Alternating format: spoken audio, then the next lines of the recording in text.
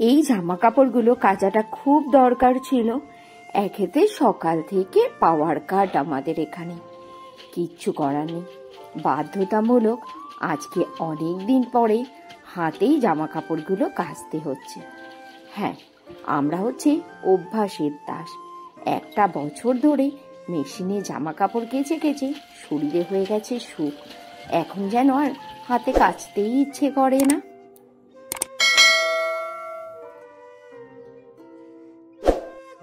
আজ সকালের খাবারটা আমি একটু অন্যরকম ভাবে তৈরি করছি। মানে এই খাবারটা আমি মাঝে মাঝেই তৈরি করি, কিন্তু তোমাদের দাদা ভাইকে খাওয়ানো হয় না। আজ ভাবলাম ওকেও খাওয়াবো। এই যে একটা আলুর পুর তৈরি করে রেখেছিলাম, পাউরুটির মধ্যে আলুর পুরটা দিয়ে উপর দিয়ে একটু চিজ গ্রেট করে দিলাম, চিলি ফ্লেক্স, অরিগানো আর টমেটো সস দিয়ে, আর একটা ব্রেড দিয়ে দিলাম চেপে। এবার বাটার দিয়ে ফ্রাইং প্যানের মধ্যে উনুনটাকে সিমে দিয়ে ঢাকা চাপা দিয়ে এপাশ ওপাশ করে ফ্রাই করে নিয়েছি। চিজটাও মেল্ট হয়ে গেছিল, দারুণ লাগে খেতে জানো। সকালের খাবার দাবারের পাট চুকিয়ে চলে এলাম সোজা রান্নাঘরে। আজ ঝোঁকমারির প্রচুর রান্না রয়েছে। কাল যেহেতু তোমাদের দাদাভাই চলে যাবে, তাই আজও পছন্দের খাবারগুলো করে খাওয়াবো না, এটা তো হতে পারে না। না, অনেক কিছু বাজার এনে রেখেছি, আস্তে আস্তে সেই রান্নাগুলোই সব করছি। কচুর শাক হচ্ছে ওইদিকে, মাসি কেটে বেছে ধুয়ে দিয়ে গেছিল বলে পারলাম বসাতে। মাছের ঝোলটাও এখানে হচ্ছে, মাছের ঝোলটা হয়েই গেছে, ধনে পাতা দিলাম।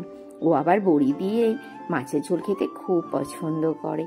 আবার কলাইয়ের ডালও খাবে। মূলো, শিম আর লাউ দিয়ে করছি কলাইয়ের ডাল।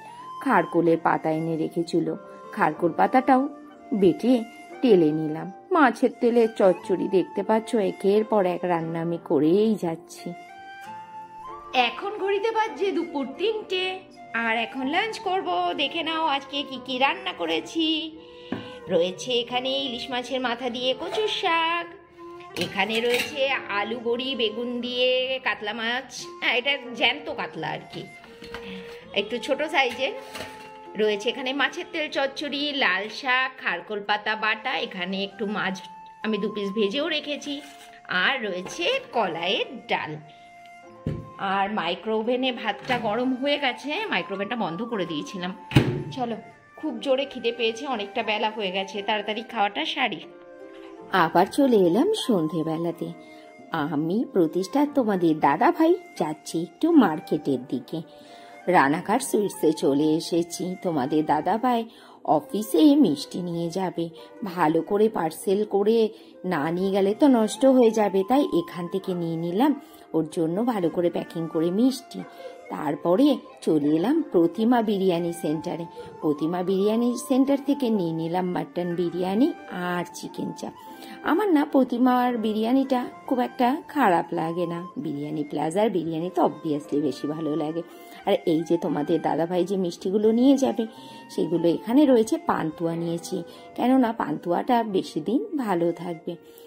আর একটা মজার কথা শোনো, ওই ইউপির কাঁচা লঙ্কায় নাকি একদমই ঝাল নেই, এই জন্য এখান থেকে ওর জন্য একদম ঝাল কাঁচা লঙ্কাও কিনে দিয়েছি। বোটা ছাড়িয়ে কাঁচা লঙ্কাগুলো ভালো করে প্যাক করে দিই, নইলে আবার নষ্ট হয়ে যাবে। তারপরে চলে এলাম প্যাকিং করার জন্য। হ্যাঁ, আমার তো আর একটা সংসার রয়েছে, ওই সংসারের জিনিসপত্র পাঠাচ্ছি। গোবিন্দভোগ চাল, চা পাতা, মুগ ডাল, কিছুই যেন বাকি থাকে না, সবকিছু সুন্দর করে গুছিয়ে দিচ্ছি, কারণ কর্তামশাই প্যাকিং একদমই করতে পারে না, ওর প্যাকিংটা প্রতিবার আমাকেই করে দিতে হয়।